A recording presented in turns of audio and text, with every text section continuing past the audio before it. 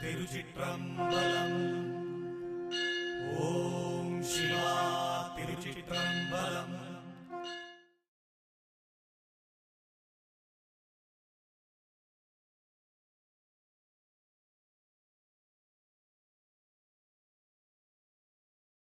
திருச்சிற்றம்பலம்.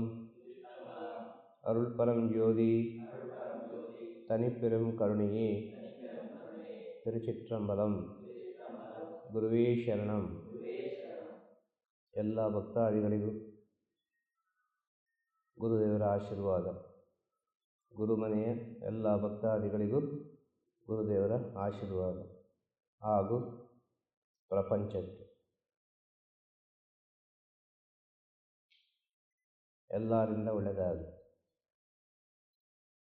ಪ್ರತಿಯೊಬ್ಬನೊಳಗೂ ಒಂದು ದೈವಿಕ ಶಕ್ತಿ ಇದೆ.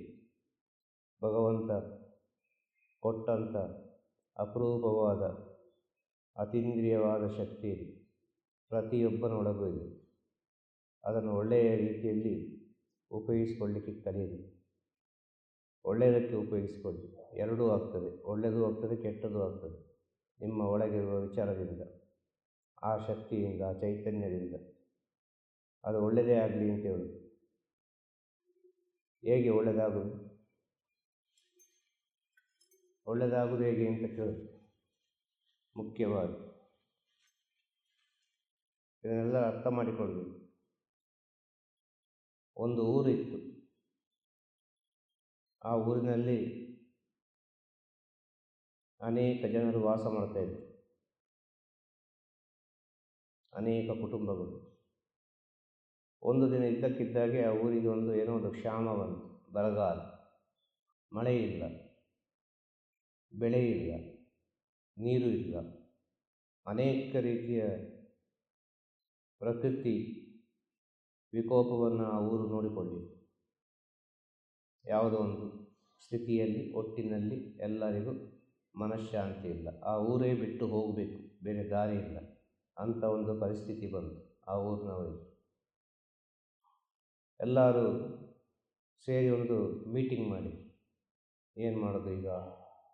ಮಳೆ ಇಲ್ಲ, ಬೆಳೆ ಇಲ್ಲ, ಇನ್ನಿಲ್ಲಿ ಇದ್ದರೆ ಆಗಲಿಕ್ಕಿಲ್ಲ, ನಾವು ಈ ಊರನ್ನೇ ಬಿಟ್ಟು ಹೋಗುವ ಅಂತ ಹೇಳುವಾಗ ಆ ಊರಿನ ಜನರಲ್ಲಿ ಒಬ್ಬ ಹೇಳ್ತಾನೆ, ಆ ದೂರದ ಒಂದು ಕಾಡಿನಲ್ಲಿ ಒಂದು ಗುರುಗಳಿದ್ದಾರೆ, ಅಲ್ಲಿಗೆ ಹೋಗಿ ನಾವು ಕೇಳುವ, ಏನಾದರೂ ಒಂದು ಒಳ್ಳೆಯದು ಹೇಳ್ಬೋದು ಅವರು ಎಂಬ ನಂಬಿಕೆ ಇದೆ ನನಗೆ. ಆದ ಕಾರಣ ನಾವು ಆ ಗುರುಗಳ ಹತ್ರ ಹೋಗುವ ಅಂತೇಳಿ ಆ ಊರಿನ ಮುಖಂಡರು ಮತ್ತೆಲ್ಲ ಜನಗಳೆಲ್ಲ ಸೇರಿ ಗುರುಗಳ ಹತ್ರ ಹೋಗ್ತಾರೆ. ಒಂದು ವ್ಯಕ್ತಿ ಹೇಳಿದ ಮಾತಿಗೆ ಒಂದು ಗೌರವ ಕೊಟ್ಟು ಗುರುಗಳ ಹತ್ರ ಹೋಗ್ತಾರೆ. ಗುರುಗಳ ಹತ್ರ ಹೋಗಿ ಹೇಳ್ತಾರೆ, ಹೀಗೆ ಆಗಿದೆ, ನಮ್ಮ ಊರಿನಲ್ಲಿ ಒಂದು ಬರಗಾಲ ಬಂದಿದೆ, ಇದಕ್ಕೇನಾದರೂ ಒಂದು ದಾರಿಯನ್ನು ಹೇಳಿ, ಏನೋ ಒಂದು ಒಳ್ಳೆಯದನ್ನು ಹೇಳಿ ನಿಮ್ಮ ಬಾಯಿಂದ. ಆಗ ಗುರುಗಳು ಹೇಳ್ತಾರೆ, ಅವರ ಜ್ಞಾನ ದೃಷ್ಟಿಯಲ್ಲಿ ನೋಡಿಕೊಂಡು ಹೇಳ್ತಾರೆ, ಊರಿನವರೆಲ್ಲ ಸೇರಿ ಒಂದು ಯಜ್ಞವನ್ನು ಮಾಡಬೇಕು. ಊರಿನವರೆಲ್ಲರೂ ಇರಬೇಕು, ಎಲ್ಲರೂ ಸೇರಿ ಒಂದು ಯಜ್ಞವನ್ನು ನಾವು ಮಾಡಬೇಕು, ಎಲ್ಲರೂ ಸೇರಿ.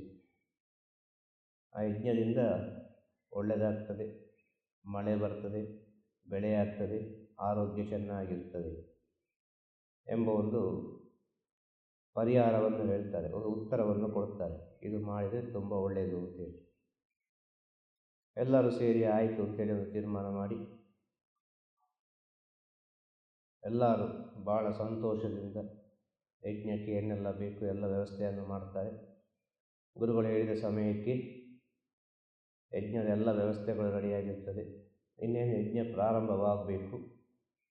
ಇನ್ನೇನು ಯಜ್ಞ ಪ್ರಾರಂಭವಾಗಬೇಕು ಅಂತ ಹೇಳುವಾಗ ಗುರುಗಳು ಕೇಳ್ತಾರೆ, ಈ ಊರಿನಲ್ಲಿರುವವರೆಲ್ಲರೂ ಇದ್ದಾರೆ ಇಲ್ಲಿ?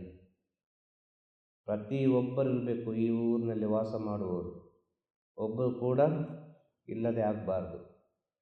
ಯಾರಾದರೂ ಒಬ್ಬರು ಇಲ್ಲ ಅಂತ ಹೇಳಿದರೆ ಈ ಯಜ್ಞ ಪರಿಪೂರ್ಣ ಆಗುವುದಿಲ್ಲ. ಈ ಊರಿಗೆ ಇನ್ನು ಅನೇಕ ರೀತಿಯ ಸಮಸ್ಯೆಗಳು ಕಾದಿದೆ ಅಂತೇಳಿ ಅರ್ಥ ಅಂತ. ಎಲ್ಲರೂ ಹೇಳ್ತಾರೆ, ಎಲ್ಲರೂ ಇದ್ದಾರೆ ಅಂತೇಳಿ. ಒಂದು ಕುಟುಂಬದವರು ಹೇಳ್ತಾರೆ, ಒಬ್ಬ ಬರಲಿಲ್ಲ ಅಂತೇಳಿ, ಒಬ್ಬನನ್ನು ಕಾಣುವುದಿಲ್ಲ ಇಲ್ಲಿ ಅಂತೇಳಿ. ಹಾಗೆ ಇಲ್ಲಿ ಗುರುಗಳು ಯಜ್ಞ ಮಾಡಲಿಕ್ಕೆ ಅಂತೇಳಿ ಕೂತ್ಕೊಂಡಿದ್ದಾರೆ, ಆಸನವನ್ನು ಸ್ವೀಕರಿಸಿದ್ದಾರೆ. ಒಬ್ಬ ಬರಲಿಲ್ಲ ಅಂತೇಳುವ ಗುರುಗಳು ಹೇಳ್ತಾರೆ, ಯಾರು ಒಬ್ಬ ಅವನು ಕೂಡ ಬಂದಾಗಬೇಕು, ಅವನು ಬಂದರೆ ಪರಿಪೂರ್ಣ ಆಗೋದು ಅಂತೇಳಿ. ಹಾಗೆ ಊರಿನವರೆಲ್ಲರೂ ಸೇರಿ ಆ ಒಬ್ಬ ವ್ಯಕ್ತಿಗೆ 1000 ರೀತಿಯಲ್ಲಿ ಅವಮಾನ ಮಾಡ್ತಾ ಇರ್ತಾರೆ, 1000 ರೀತಿಯಲ್ಲಿ ಬೈತಾ ಇರ್ತಾರೆ. ಇವನಿಂದಾಗಿ ಇಷ್ಟು ತೊಂದರೆ ಆಯಿತು, ಇವನಿಂದಾಗಿ ಇಂಥದೆಲ್ಲ ಸಮಸ್ಯೆಗಳು ಆಯಿತು, ಅಡ್ಡಿ ಆತಂಕಗಳಾಯಿತು, ಎಲ್ಲಿ ಹೋದ ಅಂತೇಳಿ. ಹಾಗೆ ಅವನ ಬಗ್ಗೆ ಅನೇಕ ರೀತಿಯಲ್ಲಿ ಚರ್ಚೆಗಳು ಮಾತುಕತೆಗಳಾಗುವಾಗ ಓಡಿಕೊಂಡು ಬರ್ತಾ ಇರ್ತಾನೆ ದೂರದಿಂದ. ಓಡಿಕೊಂಡು ಬರುವಾಗ ಎಲ್ಲರೂ ಸೇರಿ ಅವನಿಗೊಂದು ಬೈದು ಒಳ್ಳೆ ಮಾತು ಹೇಳಿ ಯಜ್ಞದಲ್ಲಿ ಕೂತ್ಕೊಳ್ಳಿಸ್ತಾರೆ. ಗುರುಗಳು ಕೇಳ್ತಾರೆ, ಎಲ್ಲರೂ ಬಂದಾಯ್ತಲ್ವ?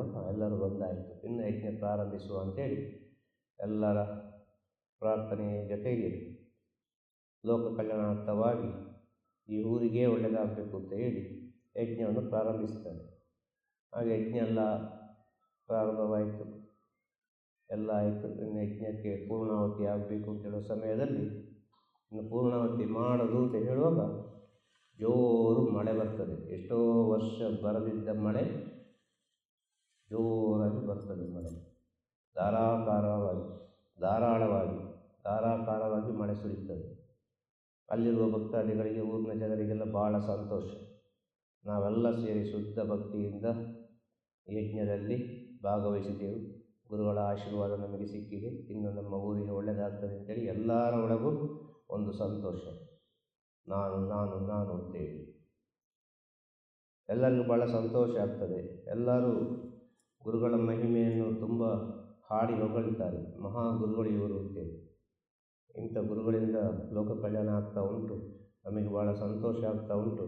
ನಮ್ಮ ಊರಿನ ಅಕ್ಕಪಕ್ಕದಲ್ಲೇ ಇದ್ದರೂ ನಮಗೆ ಗೊತ್ತಾಗಲಿಲ್ಲ ಅಂತೇಳಿ ಇದನ್ನೆಲ್ಲ ನೋಡ್ತಾ ಇರ್ತಾರೆ ಗುರುಗಳು.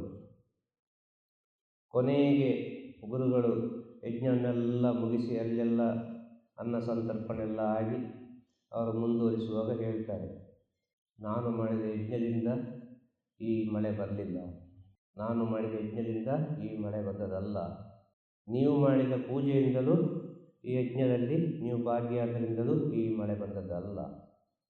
ನಮಗೆ ಭಗವಂತನ ವರಪ್ರಸಾದ ಸಿಕ್ಕಿದ್ದು ಹೇಗೆ ಅಂತ ಹೇಳಿದರೆ, ನಮ್ಮ ಊರಿನಲ್ಲಿ ಒಂದು ಯಜ್ಞ ಆಗ್ತಾ ಉಂಟು, ಇದರಿಂದ ಲೋಕಕ್ಕೆ ಒಳ್ಳೆಯದಾಗ್ತದೆ, ನಮ್ಮ ಊರಿಗೆ ಒಳ್ಳೆಯದಾಗ್ತದೆ ಅಂತೇಳಿ ಒಬ್ಬ ಲೇಟಾಗಿ ಬಂದಲ್ಲ, ಅವನು ಕಾರಣ. ಎಲ್ಲರಿಗೂ ಆಶ್ಚರ್ಯ ಆಗ್ತದೆ, ಅವ ಹೇಗೆ ಕಾರಣ ಆಗ್ತಾನೆ? ನಾವಿಲ್ಲಿ ಇವರನ್ನೆಷ್ಟು ಗಂಟೆಗಟ್ಟಲೆ ಕಾದು ಕೂತ್ಕೊಂಡಿದ್ದೀವಿ, ನಮ್ಮನ್ನು ಬಿಟ್ಟು ಆ ಹುಡುಗನನ್ನು ಹೇಳ್ತಾರಲ್ವ, ಅವನು ಕಾರಣ ಅಂತೇಳಿ ಕೇಳ್ತಾರೆ. ಅದು ಹೇಗೆ ಗುರುಗಳೇ ಅವನ ಕಾರಣ ಆಗೋದು ಅಂತೇಳಿ. ಅವ ಯಾಕೆ ಗೊತ್ತುಂಟ ಲೇಟಾಗಿ ಬಂದ? ಅಷ್ಟು ನಂಬಿಕೆ ಇತ್ತು ಅವನಿಗೆ, ಈ ಯಜ್ಞ ಮಾಡಿದರೆ ಖಂಡಿತವಾಗಿ ಒಳ್ಳೆಯದಾಗ್ತದೆ, ಮಳೆ ಬರ್ತದೆ ಅಂತ ಹೇಳಿ ಕೊಡೆ ಇಟ್ಕೊಂಡು ಬಂದಿದ್ದಾನೆ ಒಬ್ಬ. ಕೊಡೆ ಯಜ್ಞ ಆದ ನಂತರ ಮಳೆ ಬಂದೇ ಬರ್ತದೆ ಎಂಬ ನಂಬಿಕೆಯಿಂದ ಅವ ಕೊಡೆ ಇಟ್ಕೊಂಡು ಬಂದಿದ್ದಾನೆ. ನೀವೆಲ್ಲ ಕೊಡೆ ಇಟ್ಕೊಂಡು ಬಂದಿದ್ದೀರಾ? ಇಲ್ಲ. ಆ ಒಂದು ಹುಡುಗನ ನಂಬಿಕೆ, ಆ ಹುಡುಗನ ಒಂದು ಪ್ರೀತಿ, ಆ ಹುಡುಗನ ಒಂದು ಶರಣಾಗತಿ, ಆ ಹುಡುಗನ ಅಂತರಾತ್ಮದಲ್ಲಿರುವ ಭಗವಂತ ಅವನಿಗೆ ಏನು ಬೇಕು ಅದನ್ನು ಕರುಣಿಸಿದ್ದಾನೆ. ಇದು ನಾನು ಮಾಡಿದ್ದಲ್ಲಪ್ಪ, ಆ ಯಜ್ಞಕ್ಕೆ ಲೇಟಾಗಿ ಒಬ್ಬ ಬಂದಲ್ಲ, ಅವನ ಪ್ರಾರ್ಥನೆ. ಇದರಿಂದ ಏನು ಅರ್ಥ ಆಗ್ತದೆ? ಯಜ್ಞ ಯಾಗಾದಿಗಳೆಲ್ಲ ದೇಶದಲ್ಲಿ ನಡೀತಾನೆ ಇರ್ತದೆ. ಯಜ್ಞ ಯಾಗಾದಿಯಲ್ಲಿ ಭಾಗವಹಿಸುವವರ ನಂಬಿಕೆ, ಅವರ ಶರಣಾಗತಿ, ಅವರ ಪ್ರೀತಿ ಎಷ್ಟರ ಮಟ್ಟಿಗೆ ಇದೆಯೋ ಅಷ್ಟರ ಮಟ್ಟಿಗೆ ಅವರಿಗೆ ಫಲ ಖಂಡಿತವಾಗಿಯೂ ಸಿಗ್ತದೆ. ಅದೇ ರೀತಿ ಗುರುಗಳು ನಿಮ್ಮ ಜೀವನದಲ್ಲಿ ಯಾವಾಗಲೂ ಇರ್ಬೋದು. ನಿಮ್ಮ ಜೀವನದಲ್ಲಿ, ಪ್ರತಿಯೊಬ್ಬರ ಜೀವನದಲ್ಲಿ ಗುರುಗಳು ಯಾವಾಗಲೂ ಇರ್ಬೋದು. ಆದರೆ ಅವರವರ ಅಂತರಾತ್ಮದಲ್ಲಿ ಗುರುಗಳು ಎಷ್ಟರ ಮಟ್ಟಿಗೆ ಇದ್ದಾರೆ ಎಂಬುದೇ ಸತ್ಯದ ವಿಚಾರ. ಗುರುವಿನ ಜೊತೆ 24 ಗಂಟೆ ವರ್ಷ ಪೂರ್ತಿ ಸೇವೆ ಮಾಡ್ಬೋದು. ಆದರೆ ಗುರುಗಳ ಅಂತರಾತ್ಮ, ಗುರುಗಳ ಅಂತರಾತ್ಮ, ಶಿಷ್ಯರ ಅಂತರಾತ್ಮ, ಭಕ್ತರ ಅಂತರಾತ್ಮ. ಗುರುಗಳ ಅಂತರಾತ್ಮದಲ್ಲಿ ಒಂದು ಶಿಷ್ಯ ಕೂತ್ಕೊಳ್ಳಿ, ಗುರುಗಳ ಅಂತರಾತ್ಮದಲ್ಲಿ ಒಂದು ಭಕ್ತ ಕೂತ್ಕೊಳ್ಳಿ, ಭಕ್ತರ ಅಂತರಾತ್ಮದಲ್ಲಿ ಗುರು ಕೂತ್ಕೊಳ್ಳಿ, ಶಿಷ್ಯನ ಅಂತರಾತ್ಮದಲ್ಲಿ ಗುರು ಕೂತ್ಕೊಳ್ಳಿ. ಅಂಥ ಸ್ಥಿತಿ ಇದ್ದರೆ ಅಂಥ ಶಿಷ್ಯರು ಅಂಥ ಭಕ್ತರು ಎಷ್ಟು ದೂರ ಇದ್ದರೂ ಕೂಡ ಗುರುವೇ ಶರಣಂತೇಳಿ ಒಂದೊಂದು ಹೆಜ್ಜೆಯನ್ನು ಪವಿತ್ರ ಹೆಜ್ಜೆಯಂತೆ ತಿಳಿದು ಉಸಿರಿರುವವರೆಗೂ ಈ ಪ್ರಪಂಚಕ್ಕೆ ಏನೋ ಒಂದು ಒಳಿತು ಮಾಡುವ ಅಂತ ಹೇಳಿ ಜೀವನ ಸಾಗಿಸ್ತಾ ಹೋಗ್ತಾರೆ ಅವರಿರುವ ಸ್ಥಿತಿಯಲ್ಲಿ. ಅಷ್ಟು ಶರಣಾಗತಿಯಾಗಿರಬೇಕು ಗುರು ಅಂತ ಹೇಳಿದರೆ. ಆಗ ಪ್ರತಿಯೊಬ್ಬನಿಗೂ ಗುರುವಿನ ಮಹತ್ವ ಏನು ಅಂತೇಳಿ ಅರ್ಥ ಆಗೋದು, ಗುರು ಚೈತನ್ಯ ಏನು ಅಂತೇಳಿ ಅರ್ಥ ಆಗೋದು. ಇದನ್ನು ನಾವು ಸ್ವಲ್ಪ ಸೂಕ್ಷ್ಮವಾಗಿ ಅರ್ಥ ಮಾಡಿಕೊಳ್ಬೇಕು. ಈ ಸಣ್ಣ ಒಂದು ನೀತಿ ಕಥೆ, ಸತ್ಯ ಕಥೆ ಇದೆ, ಇಷ್ಟೇ ಹೇಳಲಿಕ್ಕೆ ಸಾಧ್ಯ. ಎಲ್ಲ ಭಕ್ತರಲ್ಲಿ ಉಂಟು, ಎಲ್ಲ ವಿಚಾರಗಳು ಭಕ್ತರಲ್ಲಿ ಉಂಟು, ಎಲ್ಲ ವಿಚಾರಗಳು ಶಿಷ್ಯರಲ್ಲಿ ಉಂಟು. ಗುರುವಿನಲ್ಲಿ ಶೂನ್ಯ ಸ್ಥಿತಿ ಮಾತ್ರ ಇರುವುದು.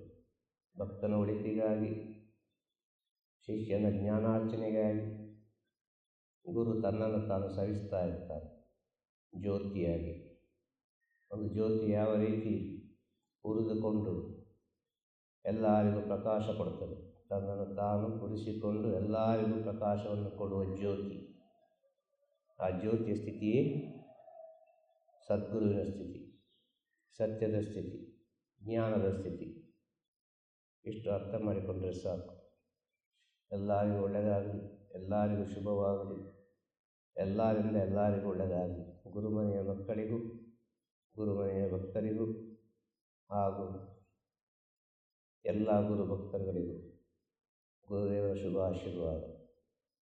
ಎಲ್ಲರ ಆರೋಗ್ಯ ಚೆನ್ನಾಗಿರಲಿ ಹೇಳೋದು. ಆರೋಗ್ಯವೇ ಭಾಗ್ಯ. ಆರೋಗ್ಯವನ್ನು ಕಾಪಾಡಿಕೊಳ್ಳಿ. ಪ್ರತಿಯೊಂದು ಮಾತಿನಲ್ಲೂ, ಪ್ರತಿಯೊಂದು ವಿಷಯದಲ್ಲಿ ಮೊದಲಿಗೆ ಹೇಳುವ ವಿಷಯ ಏನು ಅಂತ ಹೇಳಿದರೆ, ಭಕ್ತಾದಿಗಳಿಗೆ ನಿಮ್ಮ ಆರೋಗ್ಯವನ್ನು ನೀವೇ ಕಾಪಾಡಿಕೊಳ್ಳಬೇಕು, ನಿಮಗೆ ನೀವೇ ವೈದ್ಯರಾಗಬೇಕು. ನಮ್ಮ ಆರೋಗ್ಯ ಚೆನ್ನಾಗಿದ್ದರೆ ಮಾತ್ರ ಎಲ್ಲವನ್ನು ನಾವು ಕಂಡುಕೊಳ್ಳಲಿಕ್ಕೆ ಸಾಧ್ಯ, ಏನಾದರೂ ಸಾಧನೆ ಮಾಡಲಿಕ್ಕೆ ಸಾಧ್ಯ, ಒಂದು ಗುರು ಸೇವೆ ಮಾಡಲಿಕ್ಕೆ ಸಾಧ್ಯ, ಏನೋ ಒಂದು ಧರ್ಮ ಪ್ರಚಾರ ಮಾಡಲಿಕ್ಕೆ ಸಾಧ್ಯ, ಏನೋ ಒಂದು 4 ಕಾಸು ಸಂಪಾದನೆ ಮಾಡಲಿಕ್ಕೆ ಸಾಧ್ಯ, ನಮ್ಮ ಆಸೆಯನ್ನು ಮುಗಿಸಲಿಕ್ಕೆ ಸಾಧ್ಯ, ಬೇಗ ನಮ್ಮ ಕರ್ಮವನ್ನು ಮುಗಿಸಲಿಕ್ಕೆ ಸಾಧ್ಯ. ಎಲ್ಲ ವಿಚಾರಕ್ಕೂ ಆರೋಗ್ಯ ಬಹಳ ಮುಖ್ಯ. ಆದ ಕಾರಣ ಹೇಳೋದು, ಎಲ್ಲರಿಗೂ ಆರೋಗ್ಯ ಚೆನ್ನಾಗಿರಲಿ. ಅಪ್ಪ, ನಿಮ್ಮ ಆರೋಗ್ಯವನ್ನು ನೀವೇ ನೋಡಿಕೊಳ್ಳಿ. ಮುಂದೆ ಬರುವ ದಿನಗಳೆಲ್ಲ ಬಹಳಷ್ಟು ಅನೇಕ ರೀತಿಯ ವ್ಯಾಧಿಗಳನ್ನು ನೋಡಬೇಕಾಗಿ ಬರ್ತದೆ. ಆದ ಕಾರಣ ಈಗಿನಿಂದಲೇ ಹೇಳೋದು, ಅಂಥ ವ್ಯಾಧಿಗಳೆಲ್ಲ ಬಂದು ಸೇರಿಕೊಳ್ತದೆ ಮನುಕುಲಕ್ಕೆ. ವಿಜ್ಞಾನಕ್ಕೂ ಸಿಗದಂಥ ವಿಚಾರ, ಯಾವುದೇ ಸೈನ್ಸಿಗೂ ಸಿಗದಂಥ ವಿಚಾರಗಳೆಲ್ಲವೂ ಬಂದು ಸೇರ್ತದೆ. ಆಗ ಪ್ರತಿಯೊಂದು ಮನೆಯಲ್ಲಿಯೂ ಯಜ್ಞ ಆಗುವುದಂತೂ ಸತ್ಯವೇ. ಯಾವುದೋ ಒಂದು ರೀತಿಯಲ್ಲಿ ಸ್ವಲ್ಪ ಈ ಹೊಗೆ ಸೇರ್ತಾನೇ ಇರ್ತದೆ, ಯಜ್ಞದಲ್ಲಿ ಬರುವ ಹೊಗೆ. ಪ್ರತಿಯೊಂದು ಮನೆಯಲ್ಲಿ ಯಾವುದೋ ಒಂದು ರೀತಿಯಲ್ಲಿ ಇದನ್ನು ಪ್ರತಿಯೊಬ್ಬರು ಹಿಂಬಲಿಸ್ತಾರೆ. ಇದು ಪ್ರತಿಯೊಂದು ಮನೆಯಲ್ಲಿ ಆಗಬೇಕಾದಂಥ ಸತ್ಯವಾದ ಸ್ಥಿತಿ ಯಜ್ಞ ಅಂತ ಹೇಳಿದರೆ. ಅದು ಈಗ ಕೆಲವು ದೇವಸ್ಥಾನದಲ್ಲಿ ನಡೀತಾ ಇರ್ತದೆ, ಎಲ್ಲ ದಿನ ಅಲ್ಲ, ಏನೋ ವಿಶೇಷ ದಿನದಲ್ಲಿ. ವಿಶೇಷ ದಿನದಲ್ಲಿ ಮಾತ್ರ ಯಜ್ಞ ಮಾಡೋದಲ್ಲ, ಪ್ರತಿನಿತ್ಯವೂ ಯಜ್ಞ ಮಾಡಬೇಕು. ಪ್ರತಿನಿತ್ಯವೂ ಭಗವಂತನ ನಾಮಸ್ಮರಣೆಯನ್ನು ಹೇಳಿ ಏನೋ ಒಂದು ನಮ್ಮ ಕೈಯಲ್ಲಿ ಆದಂಥ ಒಂದು ಸೇವೆಯನ್ನು ಆ ಪ್ರಕೃತಿಯ ಜೊತೆ ಸೇರಿಸಲಿಕ್ಕೆ ನಾವು ಕಲಿಬೇಕು. ಆಗೆಲ್ಲ ಸತ್ಯದ ಅರಿವಾಗುವುದು, ಆಗ ಪರಿಸರ ಚೆನ್ನಾಗಿರುವುದು, ಆಗ ಒಳ್ಳೆ ಥಾಟ್ಸ್ಗಳು ಉತ್ಪತ್ತಿಯಾಗುವುದು. ಸತ್ಯ ಭಕ್ತಿಯಿಂದ ಯಾರು ಬೇಕಾದರೂ ಯಜ್ಞವನ್ನು ಮಾಡ್ಬೋದು. ಶುದ್ಧ ಮನಸ್ಸಿನಿಂದ ಯಾರು ಬೇಕಾದರೂ ಮಾಡ್ಬೋದು. ಶುದ್ಧ ಮನಸ್ಸಿರಬೇಕು, ಒಳ್ಳೆಯ ಪ್ರಾರ್ಥನೆ ಇರಬೇಕು, ಒಳ್ಳೆಯ ಗುಣಗಳಿರಬೇಕು. ಅಂಥವರು ಖಂಡಿತವಾಗಿಯೂ ಯಜ್ಞವನ್ನು ಅವರವರಿರುವ ಸ್ಥಳದಲ್ಲಿ ಅವರಿಗೆ ತಿಳಿದ ರೀತಿಯಲ್ಲಿ ಆ ಭಗವಂತನ ನಾಮಸ್ಮರಣೆ ಮಾಡಿ ಯಜ್ಞವನ್ನು ಮಾಡಿ, ಸಾವಿರ ರೀತಿಯ ಯಜ್ಞವನ್ನೆಲ್ಲ ಹೇಳಿದ್ದಾರೆ. ಅವರವರ ಮನೆಯಲ್ಲೆಲ್ಲ ಮಾಡ್ತಾರೆ. ಅದಕ್ಕೇನು ಹೆಸರಪ್ಪ, ಎಂಥ ಹೆಸರು ಅದಕ್ಕೆ? ಅಗ್ನಿಹೋತ್ರ. ಅವರವರ ಮನೆಯಲ್ಲೆಲ್ಲ ಬೆರಣಿ ಗಿರಣಿ ಎಲ್ಲ ಇಟ್ಟೇನೋ ಅದು 4 ಸಮಿತಿ ಗಿಮಿತಿ ಇಟ್ಟು ಮೂಡಿಗೆ ಎಲ್ಲ ಹಾಕೆಲ್ಲ ಮಾಡ್ತಾರೆ.